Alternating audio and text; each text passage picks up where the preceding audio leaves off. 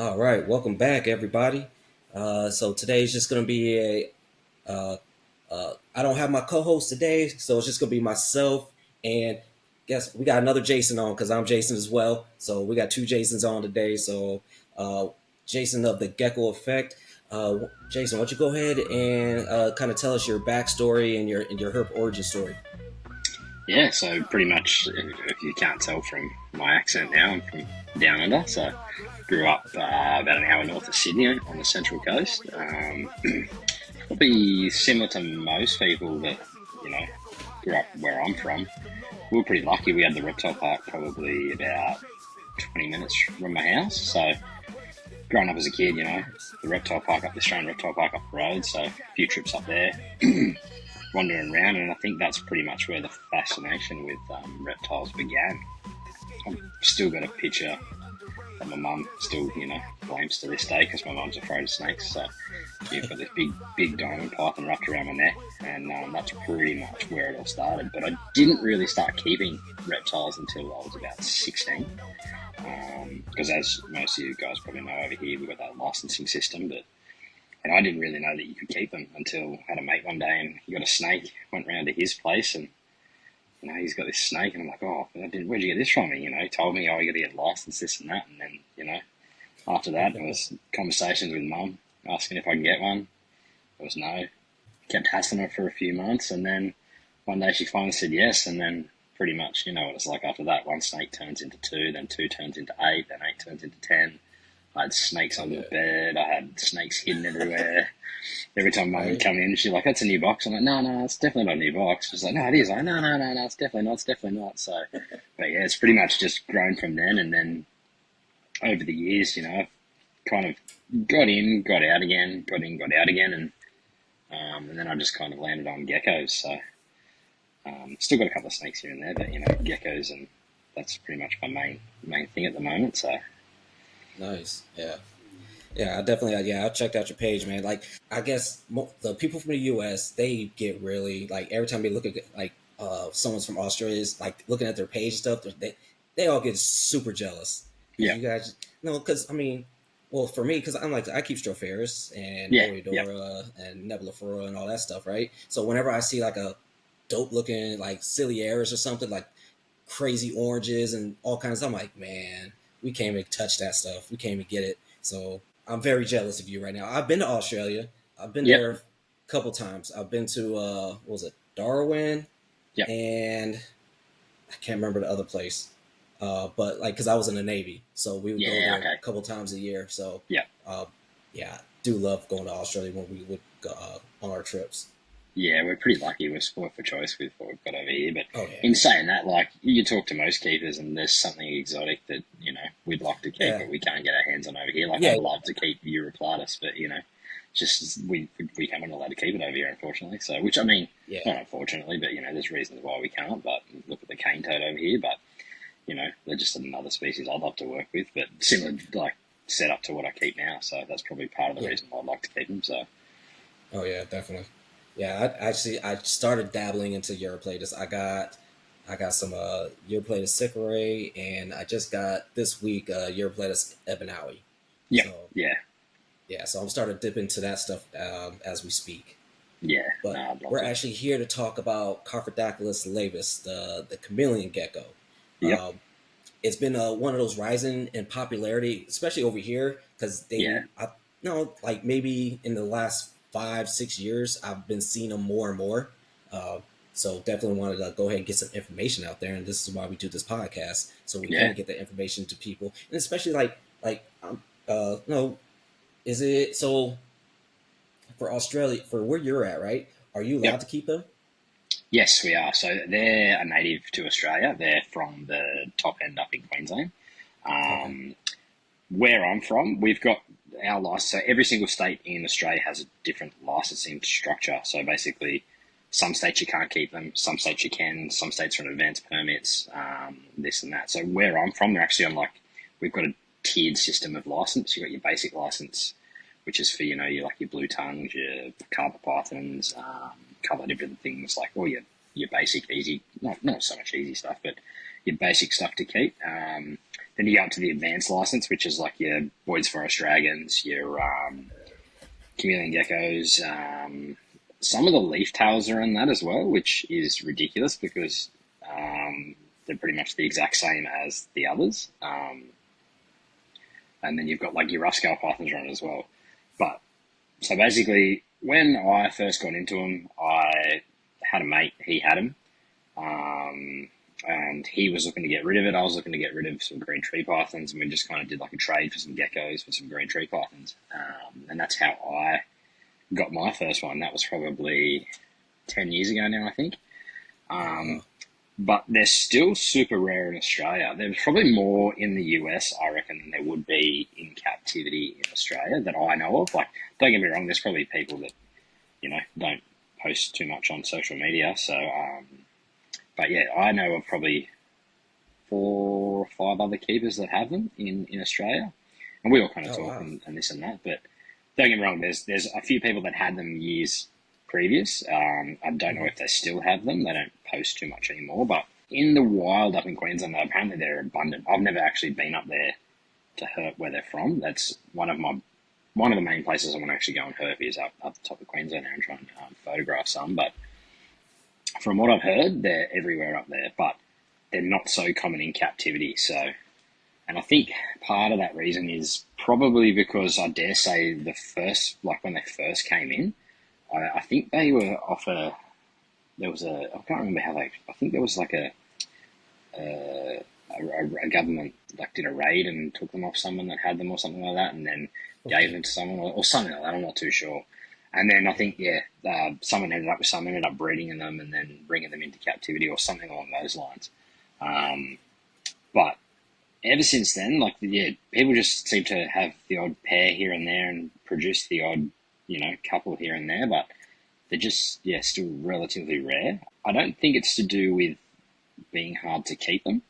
I just think that there's just not enough numbers on the ground to get enough hatchies to produce to get more people into more people's hands pretty much. But they're probably one of my favourite geckos, so I'd love to see more people with them.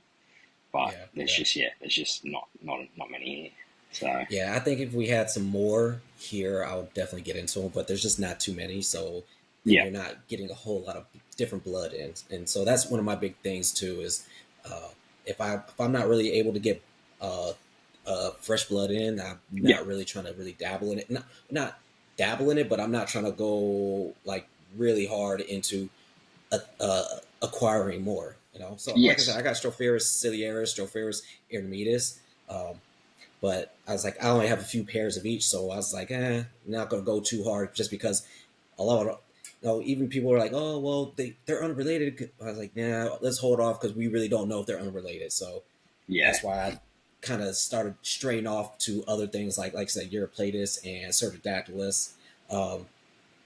No, because I know I could get a lot of that stuff in wild caught if I need to yeah, add fresh blood to my lines. yeah.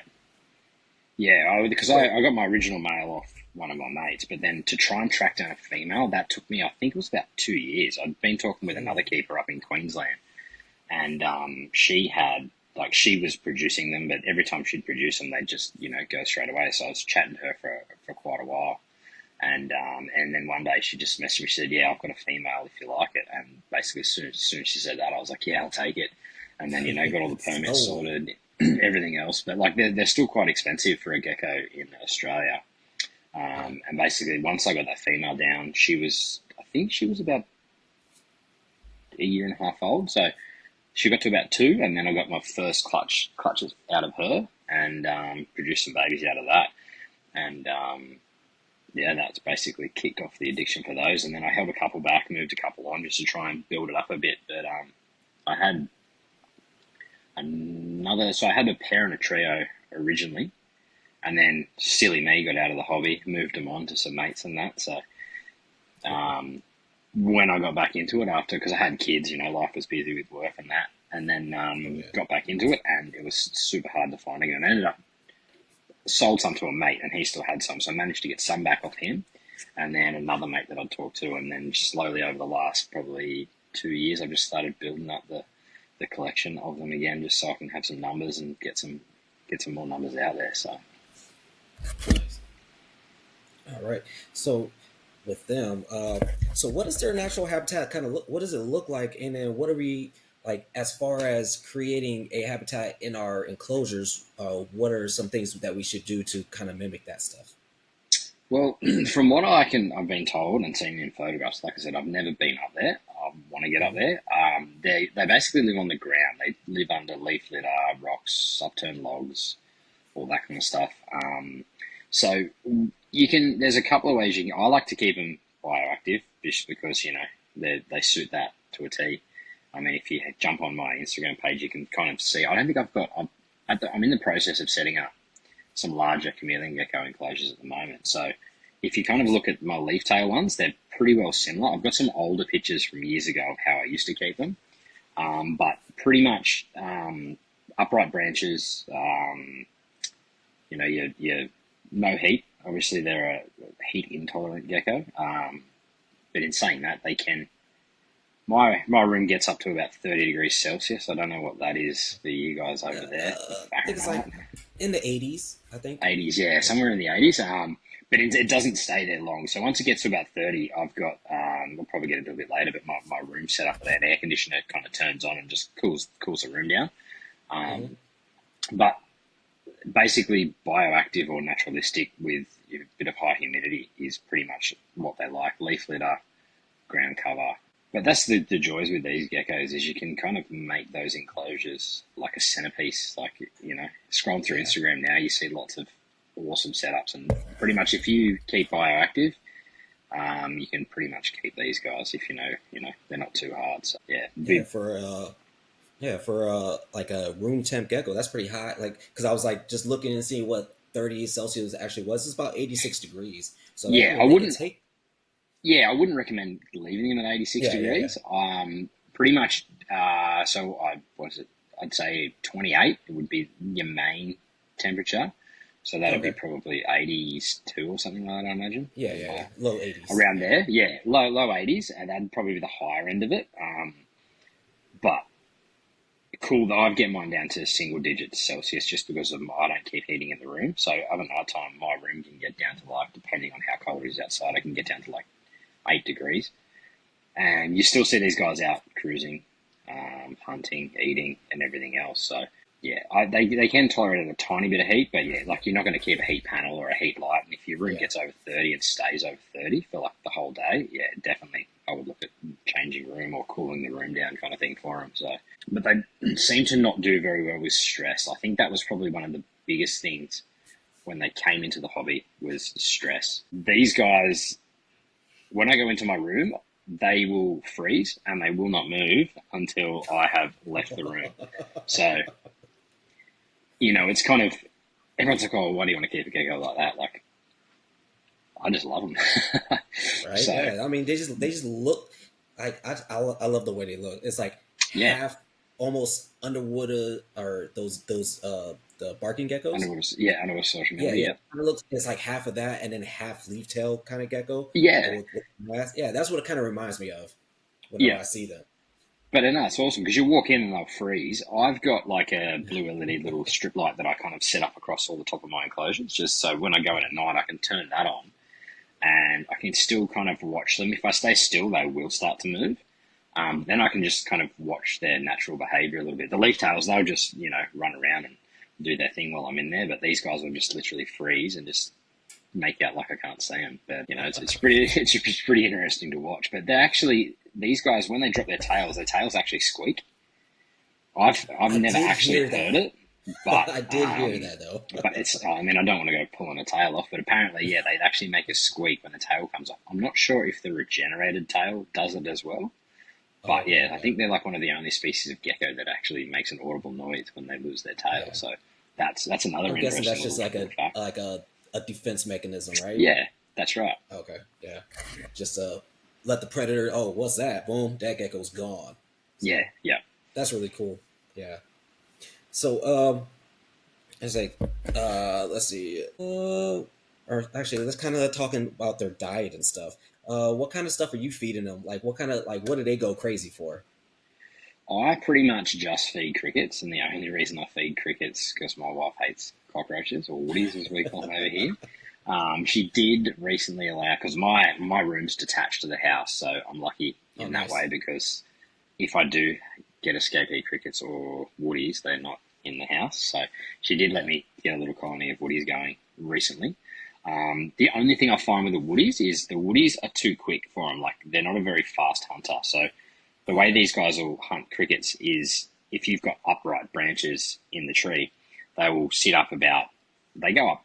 So my enclosure is about 900 high. So they will go right up to the top, and then basically they'll just wait for a cricket to come. And they'll kind of walk down the branch, grab the cricket. Oh, okay. But with the woodies, our woodies are a little bit too fast. So if you don't put them in a bowl, they'll basically scatter and hide before Yeah. they get a chance to eat them. So I do offer woodies in a bowl, thanks to one of my mates. He suggested that I just put a bit of fluoride in the bowl and just chuck the woodies underneath because I wasn't feeding them woodies. I was just feeding them crickets. But yeah, so they'll sit up the top, hunt facing down, and then they'll come down and just basically eat the crickets as they go. So I pretty much predominantly feed crickets, but there's no reason why you couldn't feed them anything else. And I will give them pretty much every second feed. I will calcium dust the crickets because these guys, if you've ever seen them in the flesh, they're not a very meaty gecko. So I try to give them as much, and I also dust in like a multivitamin powder as well, pretty much every feed, just purely to try and keep, not that's, I mean, they don't lose weight, but just try and keep them robust, basically, because they're a very slender gecko. And basically, I've heard stories of from another breeder. She was saying she basically every feed would give them calcium powder because when they produce the eggs, they actually draw a lot of the calcium out of their bones, Okay. and they would get like was MBD pretty easily or and stuff like that. So I've pretty Okay. much just followed that, and I've done that for the last 10 years and never had an issue with them. But yeah, pretty How are much the just crickets. eggs? How are the The eggs? Are eggs are they just hard shell or are they yeah. So soft shell? oh, they're soft shelled, like similar to your like your leaf tailed eggs. Like they're squishy, so you can squeeze them a little bit, Okay. but Yeah. they're not like they're not like your hard shelled eggs like some of your other species of gecko. But they will. What I do when I set up like a yeah, there's actually I think I've got a picture on my Instagram somewhere. I set up like a pot saucer, you know the saucers you put on the bottom of your pot. Hmm. So I get two of those and I bury one in the dirt, fill it with sphagnum moss, and then I cut a hole in the top of the lid, and then I bury the dirt over it, and then just place like a leaf over the hole so that they can see it. So inside the enclosure, you can't see the hide, so it still looks natural. But that way, when they bury the eggs, like, because if you just put like, they will generally bury the eggs where they hide. So Yeah. giving them that hide and then giving them that sphagnum moss, you basically give them the right conditions, and then it makes it easy to find the eggs. They'll just scratch the sphagnum moss to the side, lay the eggs, put the sphagnum moss back over it. Whereas if you kind of just put a saucer over the dirt, they're going to dig down into the dirt, bury the eggs. And I don't like to disturb them too much. I just like to basically leave them. I just keep them like you keep fish, basically. Look Yeah. good, feed them, and then that way I'm not disturbing them too much. So if they're out in bed at night, I'll just take the lid off, move the sphagnum off to the side, take the eggs out, set them up to the side, and then put the lid back down. Basically, minimal disturbance, and then, like I said, because that minimises that stress that I think is one of the main factors for these geckos. That I've got some now that have I bred them years ago, sold them to a mate. Then he got babies out of the ones I sold to him, and then I've gotten some of the babies from them back. So it's kind of gone full circle. So those ones seem to Nice. tolerate me a little bit more than some of the other ones that they're just kind of older. Basically, if you kept them like I keep them, I think they don't tolerate people as much. But he might have been a little bit more hands-on than I was, so they seem to tolerate me being in there a little bit more. But Yeah. like if you turn your back on them, they'll sneak back into the enclosure when you're into the hide. Sorry, when you're in there. Um, but yeah, they're just unbeatable gecko, I reckon. So Yeah. Definitely. So, all right. So for some breeding talk, right? yep. Um, so I'm guessing, do you cool them down? Like, do you put them through like a brumation or anything? No, so I've set my room, when I originally got them, my room, I kept them inside the house. The room get a little bit warmer, but I basically just do ambient room temperature. So, like I Mm-hmm. said, it goes anywhere from about 30 down to, don't get me wrong, it has gotten up to, back when I used to keep them, my room did get up to, say, 34, but it was only for like an hour or so. But what I used to do then is I'd freeze some water bottles and just stick some water bottles in near them so they could cool down. But I essentially just use ambient temperature. So down in Sydney, where it gets a little bit cooler than it does up where they're from, so the room gets down to single digit degrees Celsius, 8 Okay. degrees, and then during the day it'll get up to about max of 16 in the winter. And generally they will, once it starts to warm up in spring, that's when you'll see a little bit of copulation between the male and the female. But the male tends to grab the female's tail. I remember the first time I saw it, I was in the room and I heard this like growl. I'm like, what's going on here? And I turn around and the male's got a tail, and I'm freaking out, going, oh, don't drop the tail, don't drop the tail. But I'm thinking it was some type of, food response or something. But no, it was him basically trying to court her. So they'll Okay, that's mate breeding over. behavior for them. Yeah, Okay. exactly right. So they'll mate over the spring. But the good thing is with these is you can see the eggs through their stomach. So once they're gravid, you can see Oh, the eggs nice. start to develop and grow. So you know basically they're gravid. And Mm-hmm. I've just got them set up. So laybox, like I said, the layboxes are there year round. The temperature swings um, are natural. In the room I've got set up now, kind of, I'm, I'm kind of making it a little bit more automated, just so because I've got kids, I work. You know, Yeah. I've got the Miss King system set up in every enclosure.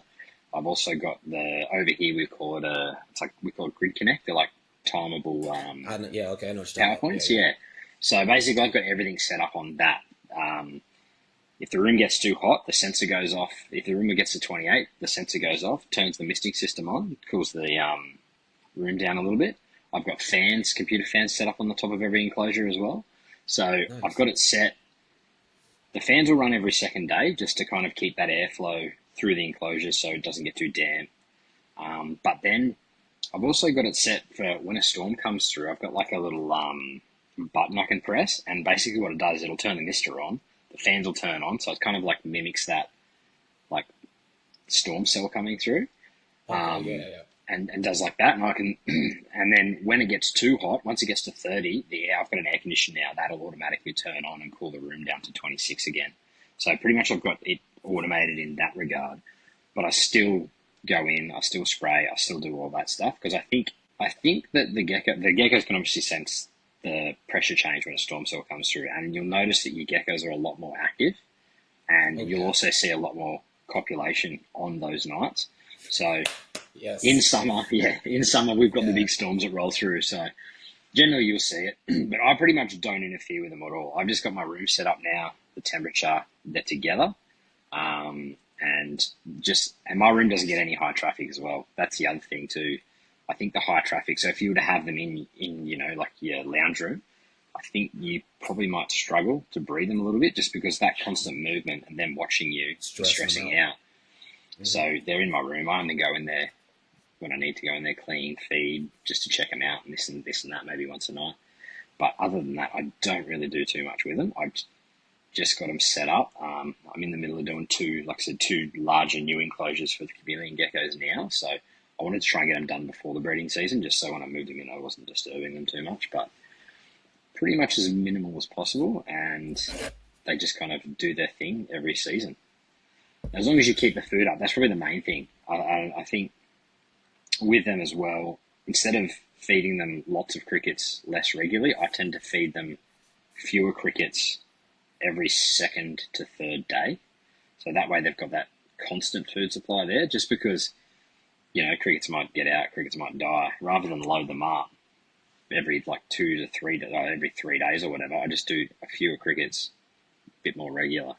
And that kind of just Okay. seems to Yeah. keep the weight on them that little bit better. Okay. Yeah.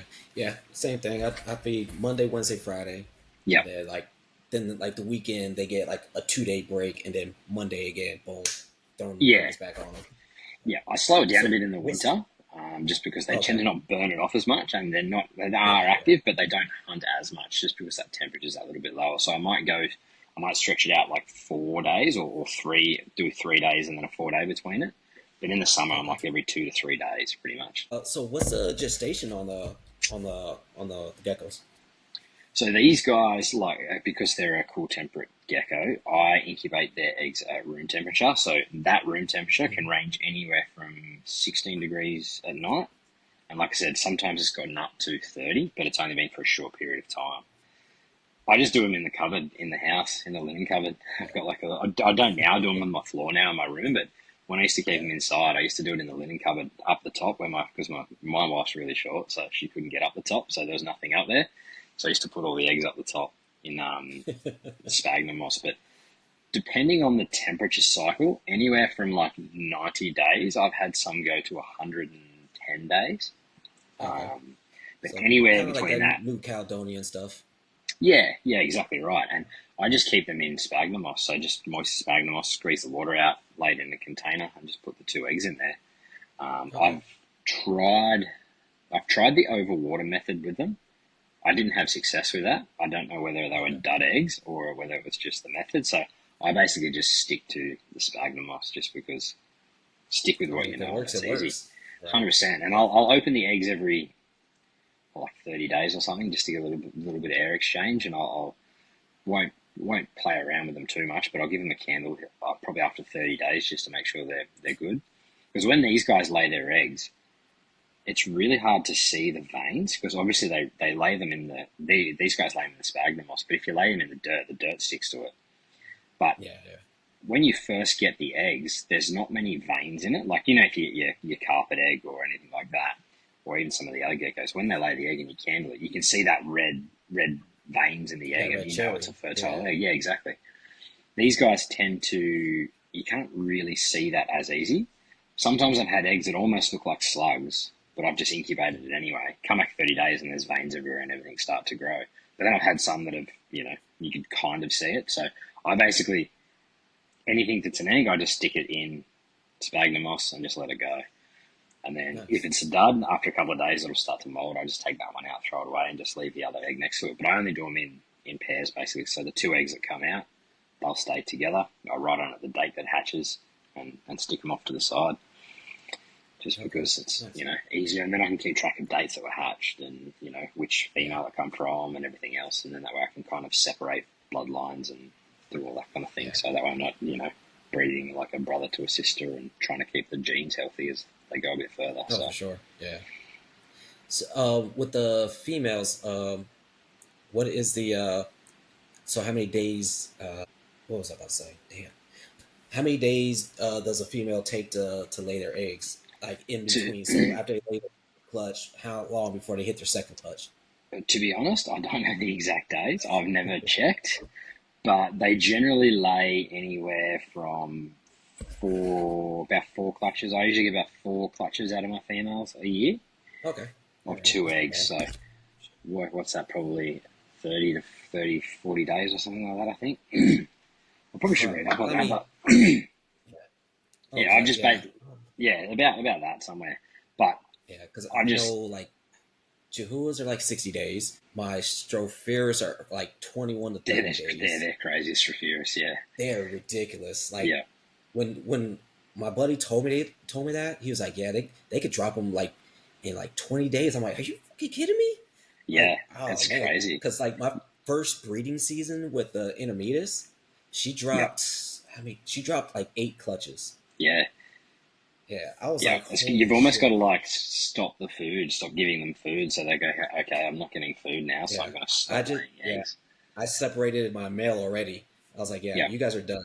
Like she's getting the yeah, season off next year just because for her first season she did 8 clutches and all of them hatched. Um, and then this season I think she did 5 clutches. So I yeah, was like, yeah, you're gonna have a season off after this one. No, for a tiny little gecko like that big, yeah, no, she's popping them out. I was like, yeah, yeah, you need to chill.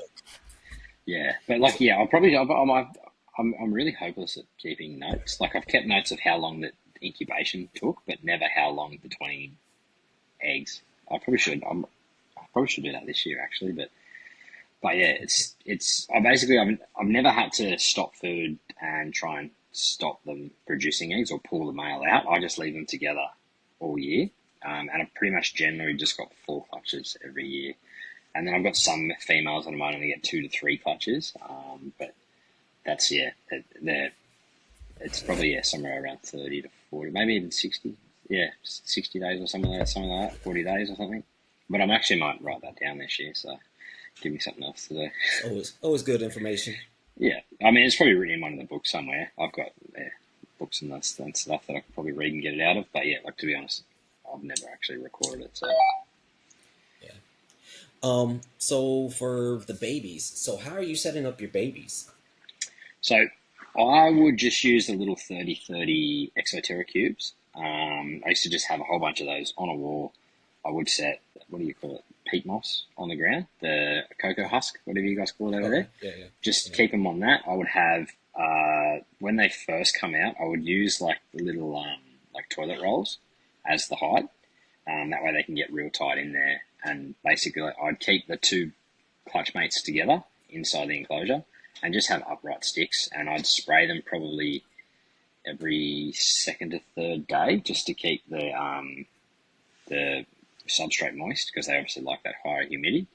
And then I just basically feed them small crickets. Pretty simple, really. I like to keep them simple because then that way I can monitor that they're eating the crickets. Because I think if you go too over the top with, say, plants and stuff like that, don't get me wrong, you could do it. But I just like to make sure that the crickets go in and the crickets are getting eaten, rather than crickets go in, they climb at the plants, and the geckos can't see them. It just, gives them that little bit better start of life, and just being able to monitor them that a little bit easier. At the moment, one of my mate, he actually builds all my enclosures. He does all the PVC enclosures. So I'm lucky he's kind of 20 minutes down the road, and his workshop's only 5 minutes down the road. So he builds all the PVC enclosures for me, and then my other mate does all the mock rock on my background.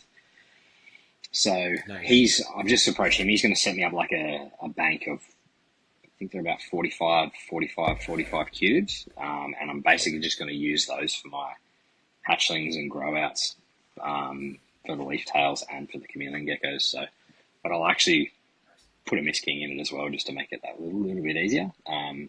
Then once they get a bit bigger, I just go to the terracotta saucer pot and just cut a little hole out and just keep 2 of them upturned in there, and just keep the branches up. And that's pretty much how I just generally keep them up until they're a little bit larger, and then they go into a larger enclosure. Okay. I was gonna say, when do you decide to separate them? Like, you So usually I'll wait, get, a month or so. I usually wait about a month or 2, and then I'll Okay. separate them and just keep them individually by themselves. And then that way, they're not fighting for crickets. They're not doing this, they're doing that. Or if I've got some mates, once I've started feeding, I might move some on to some mates. But generally about a month or 2, I'll separate them. But they generally don't fight, so you can keep them together. Like, I've kept some together in the same enclosure and just up the enclosure up until they were a bit over a year old, and then separate them, because I didn't want to. If they get big enough, they can breed after a year, but I would not recommend breeding them that quick. I recommend at least 2 years before you try and breed them. So I would separate males and females up until 2 years, keep the food into them, and let them get healthy, basically, because I think a year's a little bit too young to breed them. And there's something that's so kind of short and in demand still. You want to try and have strong, healthy babies out there, rather than just power feed them just to get them up to size. But I think it's probably a little bit detrimental to their health in the long run if you just pump them up to a year and get eggs out of them straight away. So, because I don't think they do that in the wild. Yeah. So, I mean, that's just like saying, okay, you're a teenager and you're fully developed. Go ahead and do whatever you want to do, right? It's kind of the same thing. We always tell, hey, no, keep it in your pants. Wait until you're older. Same thing. Yeah.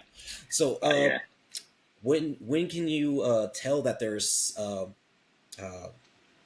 or when can you tell when they're either a male or female, or do you just Pretty go much. off of pores? Yeah, it's hard there. I would say after, depending on how fast they grow, generally after 8 months, you can start to see the bulges on the male. And then once, after they're about a year, it's like, you can easily tell. And once they're adults, it's super easy to tell which one's a male, which one's a female. Because when they stand, they actually stand with their tail up in the air, so those bulges just stick You out for see the the world to see. right. Like the old bloke when you get fishing and he's got nothing on, his nuts hanging out the side of his shorts. Right. So, That but sounds like the yeah, Pictus geckos because I just got some Pictus geckos in not too long ago, and yeah, those are always up. I'm like, dude, you just showing your balls. That's all you're yeah, doing. yeah. It's But the like with first the gecko I've ever seen do that. Like, just yeah, always with has with the their leaf tails, it's a bit easier to see as well because you can kind of see the bulges out the side, but they've got the little paws that hang on the side as well, so you can kind of see it a little yeah, bit easier. But yeah, these guys after 8 months, and then you generally can't miss them after that. So around the 8 months, sometimes you might get the odd one where you're not sure whether it's male or female. But then, yeah. yeah, after a year, it's super easy. So yeah, like I've kept males together, younger males, and never had fighting issues or anything like that. In saying that, though, I have had one female that no one male, sorry, that I had to end up separating him from the females because come breeding season, he would not leave the females alone. Okay. Basically, I'm pretty sure he ended up killing one of my females because he was just hassling her, just trying to mate with her, trying to mate with her. Yeah. So I basically ended up separating him, and he only ever goes in to the females and then comes out a couple of days later. Goes in, comes out. But that's the only one that I've ever had do that. Yeah. But yeah, and he was a good male too. Like you could put him over any female, and he would produce over that female. But yeah, just Nice. I had to separate him So, because it was a little bit too bad are there. So you only doing like 1.1s, or do you try to do trios or like 1.2s, 1.3s, or anything like that? I like to do 2.1s. I Okay. think that's weird. Is that two? No, hang on. Is that two males? How do you guys do it Yeah, over there? two Well, I just male. call it a trio. Yeah. Oh, sorry, two females, one male. So is that 1.2? Okay. Yeah. Yeah, So I like 1.2. to Yeah. do I like to do it that way, just because then at the moment I've got two trios, two 1.2s, and a couple of younger ones. Just and then I like to keep them separate, and that way I can still manage to Yeah. get a nice amount of eggs out of them. And I like to keep them in a large, like a 900. Hang on, I don't know what yours is inches. So no, I keep mine 900 mil wide. I don't know what that is in inches. I think that's like Oh, yeah, I the don't know about that one. 36 Like or when something. you say 30, centimeters, I can guess it. 90 I can centimeters. 90 centimeters. Okay, so that's what 3 foot. Uh, Okay, that's about 3 foot. yeah, so I go 3 foot wide, 3 foot high by I think it's Holy shit. 2 foot deep. Yeah, 2 foot deep. I Okay, think it's. Oh yeah, 60 that's pretty centimeters. big. Is it 2 feet? Yeah. So I keep a trio in that. Um, Okay. but basically, like the exoterras, the ones Hmm. that come out. You can go 60 high if you want, but I just like that larger enclosure. That's just personal Yeah. preference, really. Yeah. But you can. I've kept them in the 90, which is your 3 foot exoterra wide by your Yeah. 2 foot high. I've kept them in that, bred them in Okay. that. Yeah. Yeah. But yeah, they will use the height. If you give them 90 centimeters, they'll go right up to the top. But these Nice. these are the new ones I'm doing, so they're just a little bit larger. But I want to do. I've got a mate up in Queensland. He does a cohab with some chameleon geckos and some cornutus. Oh, So okay. Nice. I want to do one with a pair of chameleon geckos and a pair of cornutus in there as well. Just Oh, to have that's that really cool. that little cohab one. But I've got yeah. So I've got another one at the moment with some Wyberba leaf tails and some granite belt tails because they're Okay. from the same region. So I've got that little mixed cohab species going on in that, and they're Nice. thriving. So Nice. Oh, I yeah, like hearing stuff like that right there. So with the chameleon geckos, are you? Because I know there's no morphs, right? no, But is there no, any traits that you're trying to produce out of those? not really at the moment. They're like I said, they're so rare, and There's nothing that's visually different about them.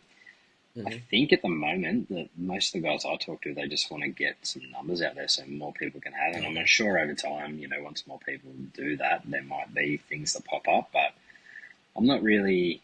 I do like some of the Stropharis that I've got one of my good mates, Rick. He's a really big Stropharis breeder here, and Yeah. like some of the stuff he's working on now with the Ciliaris and the Averins, he's getting this real high orange Averins and high black Averins as well.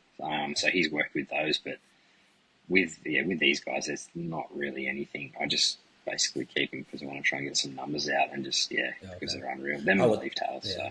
So I would think someone maybe is like, man, I'm trying to get that black mass saturated black type of thing going on or something.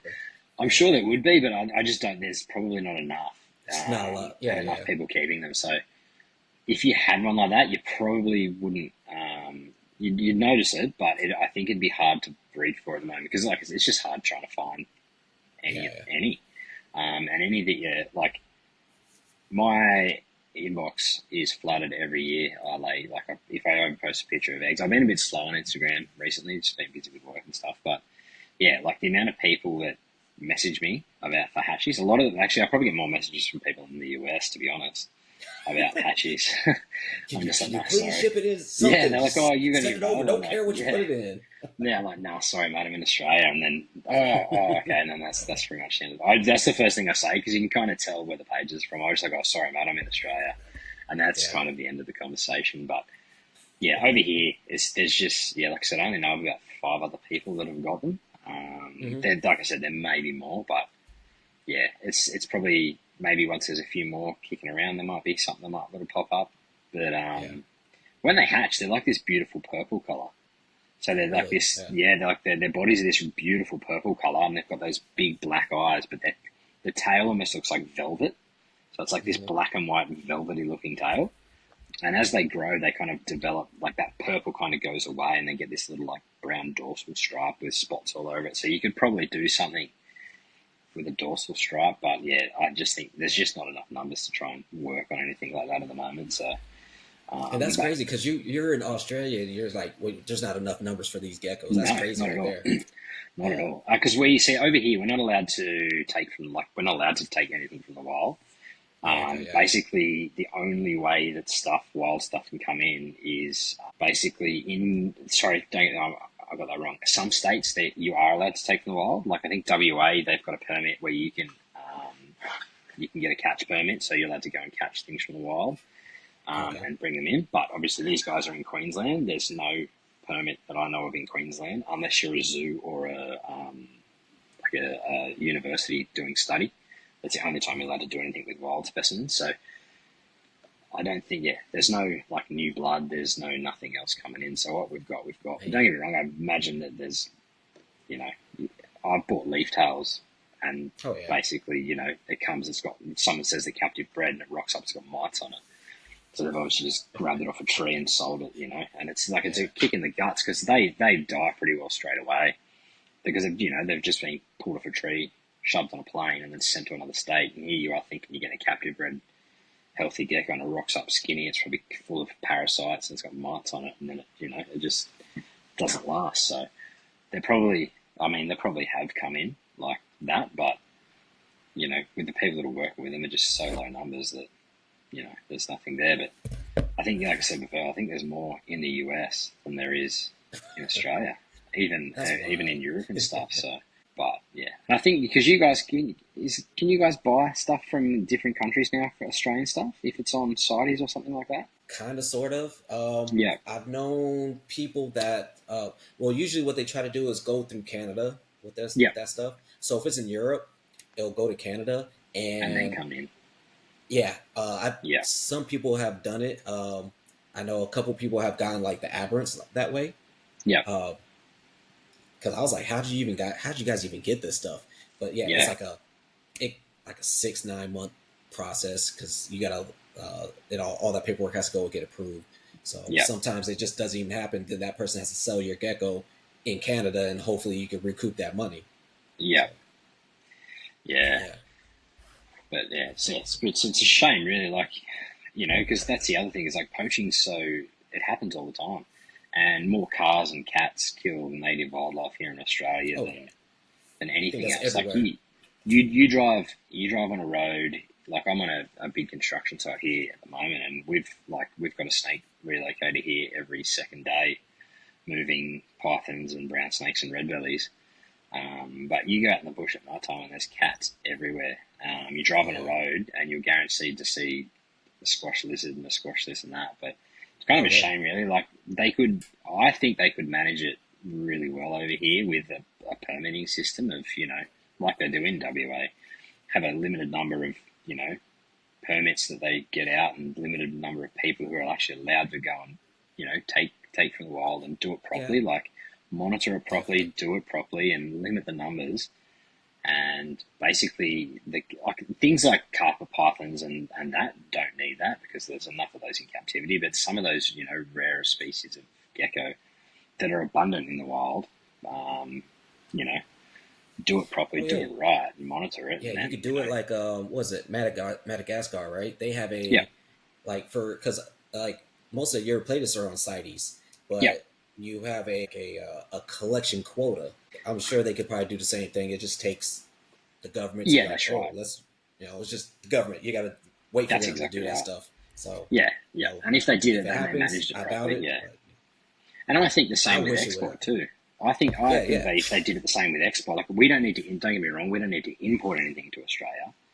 But if they opened up export to other Oof, countries good lord. and monitored it properly and did it properly, the government would make money on it, They would make and so much money. It is it would ridiculous. not just that. I almost think that it would almost eliminate poaching. Yeah, yeah. Like It if definitely would. for some of the rarer things, no, because obviously if there's not in captivity, someone's going to do the dodgy thing and take it and then sell it. But some of the other species that are pretty held in high numbers in captivity, like your rough scale pythons, like those over here in New South Wales, they're on the advanced license. If you guys over there, they were, because I listen to NPR, I've got a podcast as well with one of my mates that were on the NPR network. I listen to that one Um, too. Yeah, yeah, and I love that. like it's like you guys were struggling to get roughies over here. You struggle to sell roughies because they're on that higher license, and they're so easy to not easy to breed, but like there's so vast numbers of them. But if they had that export open, that would essentially stop the illegal traffic because people aren't going to shove them into bottles and socks and everything else. Oh yeah. Do it properly, send it properly, pay the appropriate fees, pay the appropriate license, and then those animals are going to get over healthy. They're going to arrive healthy, and after time, give it a couple of years, and the need for it's going to slow down anyway. So Hmm. you're going to stop the wildlife poaching, and you're going to stop that, you know, things dying, getting shipped over, and then it's eventually going to slow down. So you guys will have all that stuff there. So, but Yeah. it'll probably never happen. So it's one of those things that, yeah, Yeah, it's not going to happen in our lifetime, but hopefully no, one day it will happen. yeah, That's exactly, all we can exactly. hope for. Um, so let me ask you some. Is there any with these geckos? Do you have any kind of? Have you noticed any kind of health issues, concerns, or like over supplementing? Because I know, like with like cat geckos, right? You can't give them a whole lot of supplements because Yep. they'll crash. Like if you give them calcium 3 times in a month, it's like Yeah, almost over with them. They have to do it like once a month or something like that. So do they have any kind of similarities to those kind of species? not really. Like I said, I kind of dust mine with calcium pretty regularly. Just purely on from the person that I got my first female. I've said that they can draw the calcium out of their bones and that. So Hmm. I've never noticed anything like that. I think the biggest thing with these guys is heat and stress. Okay. They're kind of like over here we class them as an advanced species, but I think if you're like a person who does studies up on the reptile you're going to get, I don't think they're an advanced species. If you can provide them the cool temperature and the right microclimate, the moisture, the humidity, I think they'll thrive in general. And you just give them that privacy they need. But that's probably the main thing is stress, and yeah, just make sure you keep up that calcium because you don't want, when they become gravid, you don't want that. I don't know if it's true or not. That's just what I've got told. It's what I've always done. But yeah, other than that, not really. I haven't really noticed anything, you know. But like I said, if I imagine it's one of those things, if they're kept in a larger number by a larger group of people, some of those things would become more prevalent, and you would probably see some of those things arise. But I just think because of the smaller numbers, there's not really that many things to look out for. Um, Okay. and they're not really going to overfeed. I've never really seen one of these, you know, overfed like you see some of the blue tongues that people keep and stuff like that. Like, Oh, yeah, I mean, if you look at a lot of our stuff, like the crescent geckos are yeah, like just crazy obese. Like they yeah, got rolls on rolls on rolls. I was like, yeah, you probably need to back off the food. Like, well, it's yeah, not even really backing off the food. It's back off that diet yeah, and give them some protein instead yeah, of giving them some liquid diabetes. Pretty much. yeah. It's all sugar. That's all it is, really. Yeah, and like, and even like, oh, because I don't keep them on UV or anything like that. Okay. All the only light I've got on them is plant light. Because like I said, I've got the Okay. bioactive setup, so I've just got a light in there for plant and just to give them that day-night cycle. But they're never out during the day. So as soon as that, you'll watch them, because I've got a camera set up as well, so I can kind of like watch all the things just remotely. Like I can turn the camera around and see all the different enclosures. And you'll see them just before they know the cycle. As soon as that light's going to start to come up, they'll climb down off their branches, go into their hide, then probably 10, 15 minutes later, the light will come on. And then as the light goes off, literally 10, 15 minutes later, you see them poke their head out of the hide and then they'll cruise out for the night. So they pretty much never come out during the day. But I mean, if you want to give them UV, you can. There's probably benefits to it. It'd be interesting to see if they did ask, but where they're from, they're I only mean, going they to get might that. do some cryptic basking or something. Exactly, Like, exactly. They might just put their head out or something like that. But where they're from, they're in that rainforest, so they're only getting that dappled light anyway. So there might be that little pocket of sun that comes through, and they might bask in it. But yeah, I don't give it to them, but that's just personal preference. There's no reason why you couldn't. So oh yeah, definitely. So do you have any? So we're close to coming up to the end. What kind of do you have any good resources as far as like books, yeah, Facebook there's groups, whatever websites? Do you have any good information for people to go ahead and do more research on their own? for these guys. I think if you jump on, there's not really too many Facebook groups for them. There's none actually. There is a leaftail Facebook page on a rainforest leaftail Facebook page. You might see the odd post here and there, Mhm. but there's Facebook groups not really. Maybe if you just find someone that keeps them and just jump on their Instagram, and if you want to shoot someone a message, that's probably the best way. There's it's a book. There's a couple of Australian gecko books. They're in a few of those. Some of them are out of print now. There's this big one. It's a big lizard book. That thing is out of print. I think that goes anywhere for like 900 Australian dollars now. There's a chapter Damn, in what there. book is that? It's a Danny Brown. I think it's a guide to lizards of Australia or something like that. It's a big thick Oh, book. So okay. he does Yeah, because the I got the Australian geckos and pygopods one. yes. They're not in the first one of that. I don't know if he added them into the. He's just re-released it. Oh, really? I don't know if he's added them in. I've got it because I collect the books as well. I've got Nice. it, but I haven't read the book, so I've just bought it Okay. and it just sits on the shelf. I think a lot of us do that. So Yeah, I've we're got just a book collectors. my book collection's worse than my reptile collection. So thanks to and Scott and Ty Arthur have just made that so worse because they distribute the what are they called? They're one of the distributors for one of the books. I can't remember what they're called Okay, now. yeah. You talking about Sky and Ty Iper? Yeah. So I just Nice. Ty rings me. I've got this book, and this book, and I'm like, I'll take them all. And then she's like, how much? She's like, I'll tell you later. And then I get it, and I just give her the money. So that's probably worse than my reptile collection, my book collection. But But that'll that's keep you another. safe too, though, right? Because Yeah, you can not for read the that, you missus, can not read for the about those missus. reptiles and be like, all right, cool, I read about it, I don't need it. Yeah, that's So right. it could help Exactly. you out. Yeah, exactly. But so yeah, that gecko book and Rob Porter, he was one of the original guys that had kept these in Queensland. I think, yeah, I don't know how. Yeah, he had a really good website, Live Foods Unlimited, I think it was, and he had like a little page on his website. I don't know if that website's still active, but that was a good. I think he actually wrote the chapter in that gecko book for them as well. But other than that, there's not a lot of information out there on them. It's probably best just to talk to someone that keeps them. That's pretty much what I did when I got mine. Spoke to the guy who got them off, and then spoke to the other breeder, and just kind of kept them like I'd kept leaf tails because I knew they were from the same area, and that's pretty much how it's worked for me. That's probably the other thing you could do too is if you buy that gecko book, that Australian geckos and pygopods book, and just kind of mimic what it tells you how to keep Australian leaf tails, that is pretty much Mhm. essentially how these guys are kept as well. It's pretty Okay. much identical, so I keep them identical. The only thing I change is the thickness of the branch. That's pretty much it. But these guys will use thick branches, but They'll also use skinny twig branches as well. Yeah. But that's pretty much the only information.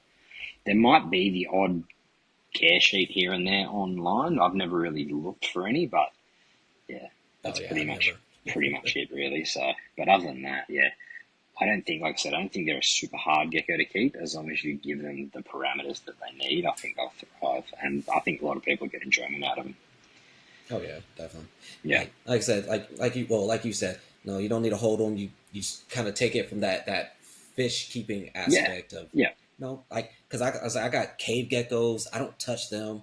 I See, I'd love got to keep cave geckos too, but we have yeah, a cave I gecko over here, but it's different than your cave gecko. yeah, yeah. Yeah, I just got these ones too. I yeah, literally just got them. I won it on an auction on Morph Market, yeah. and the person was like, "Hey, I got a female for it too." I was like, "Throw it in a box. Yeah, You already know I got to yeah, get two. I can't just do one." yeah. I'm the So same. I'm the same. yeah. So, but yeah, they're pretty cool. Like I said, I don't mess with them like that. Like I don't have to hold my geckos. I'm not that kind of person. No, Like neither. so let them do their gecko stuff. I want to Yeah, see their behavior, how they act with me not being involved so much. yeah, Um, I said I got these Haemophilus fasciatas, these Tanzanian velvet geckos, yeah, and all they do are hide. They hide all yeah, damn day, all night. They don't come out until it's completely pitch black. yeah, So I have to get like my little night vision stuff and be looking by, all right, what are y'all doing? Because they're so small, and I got them like it's like a 16-inch would be like a 45 cent or 45 yeah, centimeters, yeah, and but they're only like this big. So yeah, trying to find them in that is like, god damn, yeah. But I keep they're ready to these. breed, so I'm just waiting for them to drop me some eggs. Yeah, I keep these little skinks called prickly forest skinks, and they're the Oh, same. They're nice. probably like 2 inches long, and they Yeah. live in the same environment as pretty much. I think they're from the same area as the chameleon geckos, and I physically have to every couple of months just tear the whole enclosure apart just to find them to Yeah. make sure they're still alive because they're a Yeah. great I looking think gecko. They that's look gonna like a little happen. dragon, but yeah, they just hide. Yeah. So That's gonna end up happening with them because I'm like, all right, I'm about to redo you guys' enclosure so I can keep an eye on you guys a little bit better. Just yeah, and plus I want to see where you guys are chilling at most of the time. So if yeah, you're gonna be laying right there, I need to have access to it and so I don't get bit. yeah. But Because I wanted to do a cohab with the chameleon geckos and these little skinks, but I think the skinks might piss the geckos off during the day, being in such a smaller area. Because the geckos sleep during the day, and these skinks would just be running around in the hide and doing everything else. So I decided not to do that one. But that's why I yeah, think the two geckos, the cornutus and the chameleon geckos, will work good together. So yeah. And the chameleon, like you said, the chameleon, they're both nocturnal, right? yes, Um, yeah, they are. Yep. is there any diurnal geckos in Australia? Yeah, there's a couple. So some of our geckos, like your Strophaurus, they'll bask, on a twig Yeah. out in the middle of the day. Some of the rough knobtail geckos, like I've got some asper, and they're always out during the day. Oh, Like really? they'll hide, but they're always out. Yeah. Mhm.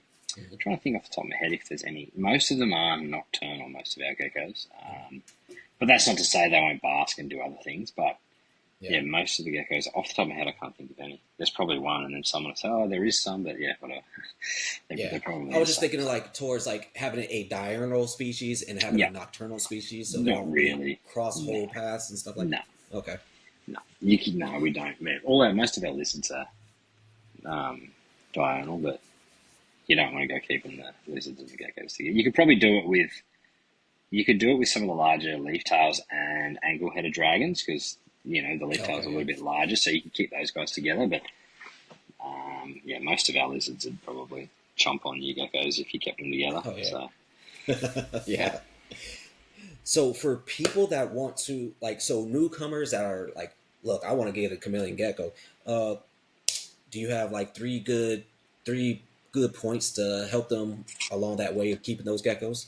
yeah. Basically, I would say humidity. Like you keep decent humidity and low heat, and I'd say like ample amounts of vertical perching and hides, pretty much. And you can't really go wrong if you just follow that bioactive. If you like bioactive, these guys will slide right into there. Um, Okay. Nice. that's pretty much it, really. And just don't annoy them, pretty much. But Oh unless if you man, can find them. they're introverts. Yes, exactly. But yeah, they're they're a great species to keep, and I'd like more people to have them and work with them pretty much. So hopefully in the near Nice. future, a couple of us can get a couple of numbers out and get some Yeah, out. So definitely. Um, what was it? Okay, so for my closing question right here, what have been your biggest failures in this hobby, and what you learn? What have you learned from? It can be with Carphodactylus, or it could be with anything. anything, biggest failures. I think the biggest things probably, I don't know actually, the biggest failures. Like I've lost geckos. Actually, one of the biggest failures I had was I before I moved all my geckos on, I had a whole bunch of geckos. Some of the like I had cave geckos, I had chameleon geckos, leaf tails. I actually got a bad batch of crickets one day. Don't know what it was. I fed all the animals. 3 days later, I come in and I lost like 7 geckos. Mm. I lost a cave gecko, a ringtail gecko, and a couple of other ones. But cut it open and there was like the cricket had like almost rotted inside. I don't know what it was, but basically, yeah, I'd lost a whole bunch of geckos, and the only thing I could put it down to was the food. I'd never lost.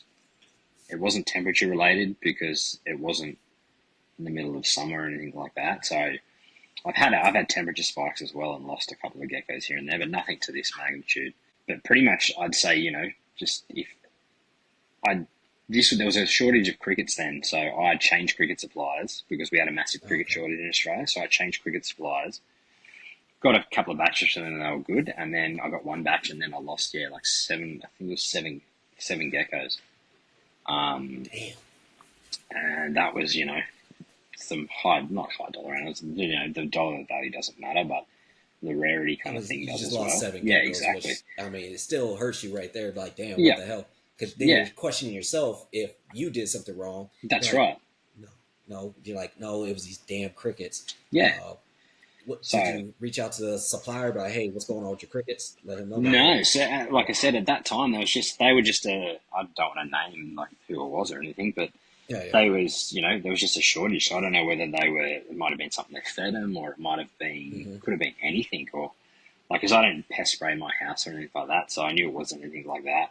Yeah, They were in their own room, but literally I just changed once the kind of shortage came back to normal. I just went back to my old cricket supplier, and I've used that same cricket supplier for most, probably the last 7 or 8 years. But it was just that one time where there was a shortage, and I changed suppliers and this and that. So probably takeaway from that is just make sure you feed your feeder insects a good diet, clean, healthy diet, and just yeah. monitor the food that they eat, and make sure you keep them in a good spot away from any pesticides or anything like that, just in case. Oh So, yeah, definitely. because it's important what you feed your feeder insects is just as important as what your animals eat. So, Oh yeah, I tell you, my geckos or my feeders eat better than me. So yeah, shit.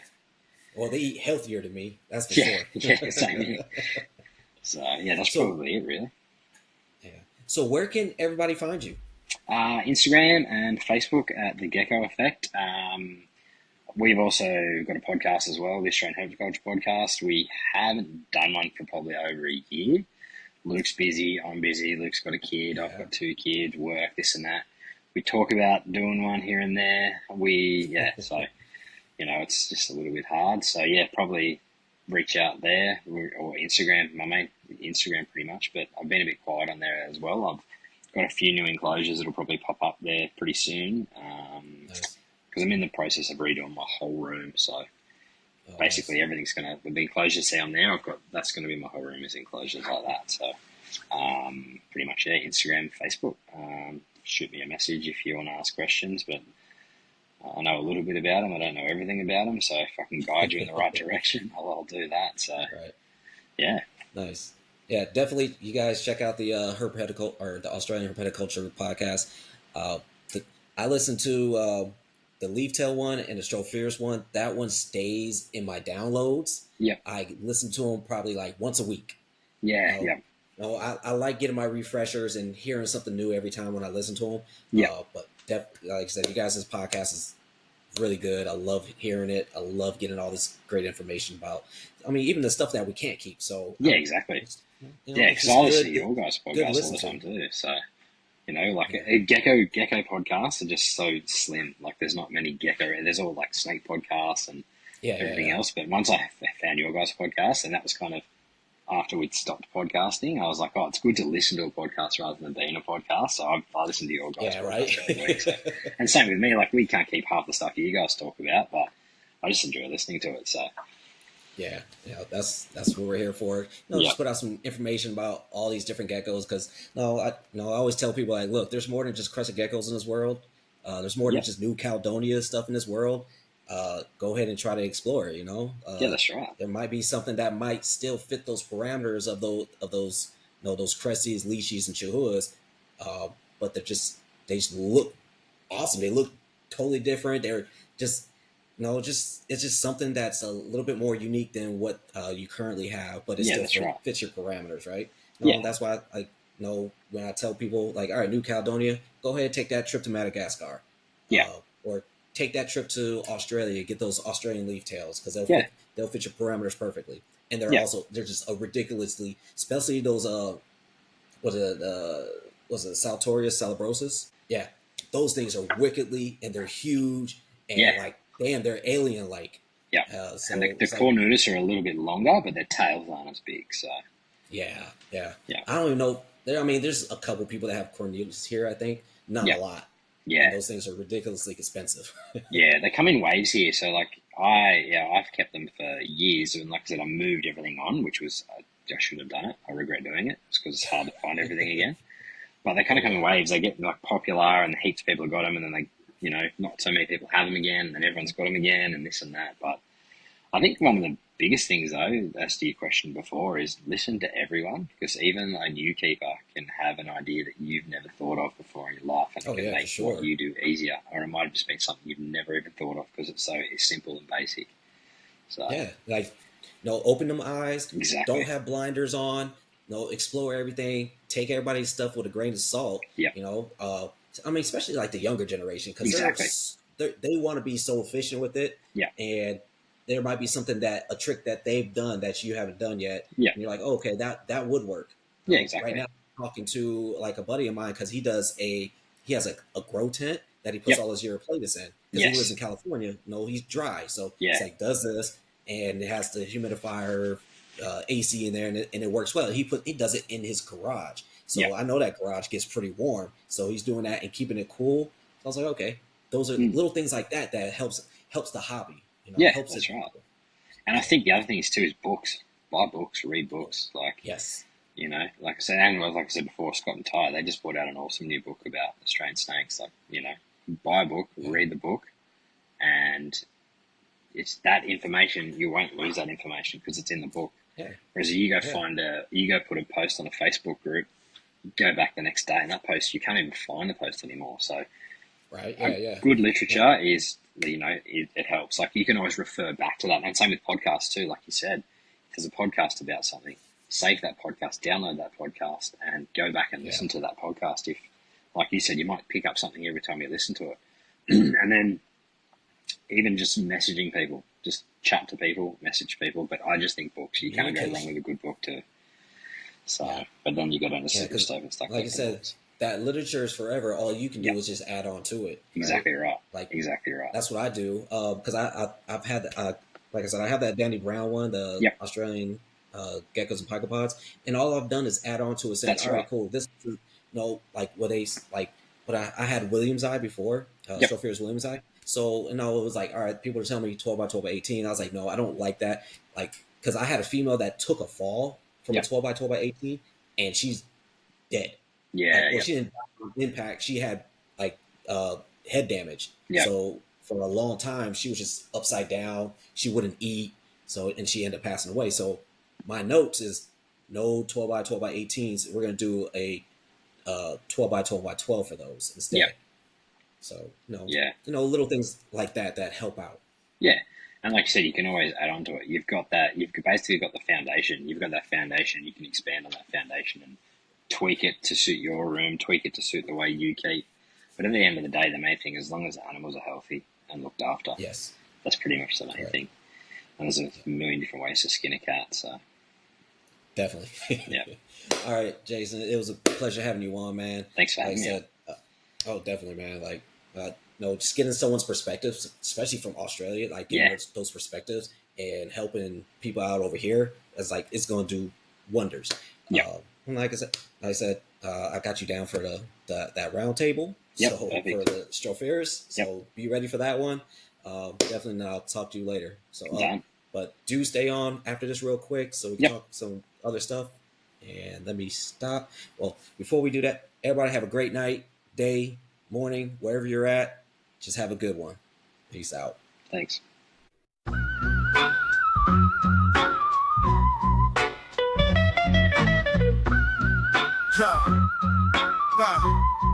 Yo, creeping in the dark, life nocturnal, dark and dark, both paths arboreal to terrestrial. Sticky toes gripping forest students that explore. Listen close, Gecko podcast, that's knowledge galore.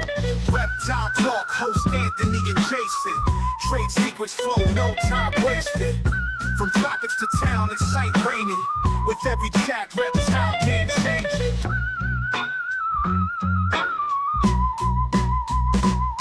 Escaping heat waves, tan under rays, desert sand echoes, sun blazing days. Little hustlers, camouflage a maze, catch them speaking wisdom, the wild on replay. Reptile talk, host Anthony and Jason. Trade secrets flow, no time wasted. From tropics to town, it's sight raining.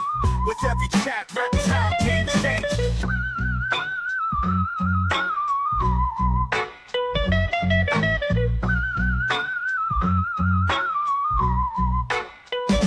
Sculling through the leaves, shadows unseen. Master of the skies, chameleon dream. Lizard tails flip, strip getting clean. Gecko exchange, true reptile fiends. Reptile talk, host Anthony and Jason. Trade secrets flow, no time wasted. From tropics to town, it's sight raining. With every chat, reptile